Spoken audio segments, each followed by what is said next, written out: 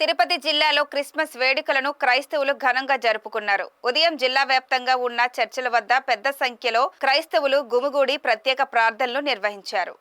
ఈ కార్యక్రమంలో లోకరక్షకుడుగా నీతిమంతుడుగా క్రీస్తు సాగించిన జీవనయానం మానవాళికి ఆదర్శప్రాయమని క్రైస్తవ మత పెద్దలు కీర్తించారు. అనంతరం బైబిల్లోని సువార్త ప్రార్థనలు చేశారు. తర్వాత కేక్ కట్ చేసి అందరికీ పంచిపెట్టారు. చిన్నారులకు చాక్లెట్లు, స్వీట్లు పంచి బహుమతులు అందజేశారు. క్రిస్మస్ సందర్భంగా Tirupati MLA Arani Srinivasulu, SC corporation director Kumaramma, Janasena నగర అధ్యక్షులు రాజారెడ్డి చర్చికి వెళ్లి ప్రత్యేక ప్రార్థనలో పాల్గొన్నారు. సంతోషకరమైనటువంటి సువర్తమానం. ఇది ఒక మంచి వర్తమానం. ఏంటంటే యేసు పుట్టెను, ఆయన మానవులందరి కొరకు రక్షకుడుగా జన్మించడమే. ఆ ఏకైక ఆ యొక్క కార్యమే గొప్పగా ప్రభావితమై ఈరోజు ప్రపంచమంతటా దాదాపు 200 దేశాలకు పైన ఈరోజు యేసు ప్రభుని ఆరాధించేటువంటి జనాంగము, యేసు ప్రభుని ఆరాధించేటువంటి ప్రజలు ఉన్నారంటే అది నిజంగా చెప్పాలంటే గొప్ప ధన్యత.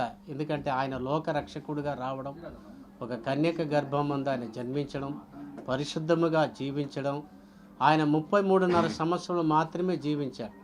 అయితే ఆ 33.5 సంవత్సరములో ఆయన పరిశుద్ధుడిగాను, నీతిమంతుడిగాను, యథార్థవంతుడిగాను ఆయన జీవించడం మాత్రమే కాకుండా ఈ సన్మార్గములో నడవాలని ఆయన బోధించినటువంటి ఆ బోధనలను బట్టి ఈరోజు ఎక్కువ యేసు ప్రభుని వెంబడించడానికి కారణం ఏంటంటే ఆయన చూపించినటువంటి సత్యమార్గం. ఈ క్రిస్మస్ పండుగ అంటే ఎప్పటి నుంచో వాళ్ళకి ఒక పెద్ద పండుగ, ఆ పండుగ జరుపుకోవాలనేసి అంటారు. అందులో భాగంగా నేను కూడా చిత్తూరు నియోజకవర్గంలో, చిత్తూరు జిల్లాలో కొన్ని చర్చిలకు నా వంతు సహాయ సహకారాలు అందించాననేసి కూడా తెలియజేసుకుంటూ ఈరోజు చర్చిలో మేము కూడా పాల్గొనడం, వాళ్ళ ఆశీస్సులు తీసుకోవడం చాలా సంతోషంగా ఉందనేసి కూడా తెలియజేస్తున్నాం.